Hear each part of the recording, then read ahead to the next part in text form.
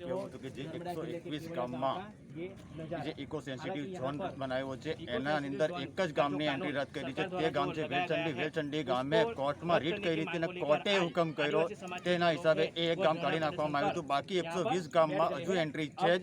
અમે બીજા કોઈને બી નેતાને પૂછવાનો પ્રયાસ કરીશું કે તમારો આ ધરણા કાર્યક્રમ વિશે શું કહેવું છે અને શું માંગ છે તમારી?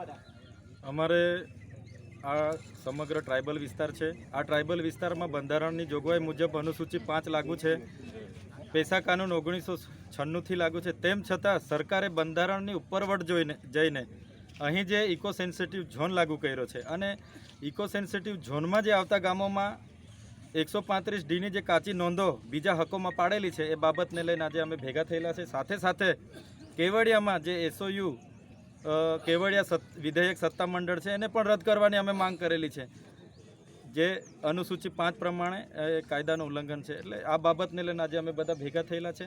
આજે સમગ્ર આદિવાસી સમાજના આગેવાનો નેતાઓને પણ અમે જાણ કરેલું છે. પક્ષ પાર્ટી પંથ સંપ્રદાય છોડી આજે કેવડિયામાં ભેગા થવાનું છે. બધા આવનાર છે આવનાર સમયમાં, અને દરેક ગામોમાંથી આદિવાસી સમાજ મોટા પાયે અહીં ઉપસ્થિત રહેનાર છે.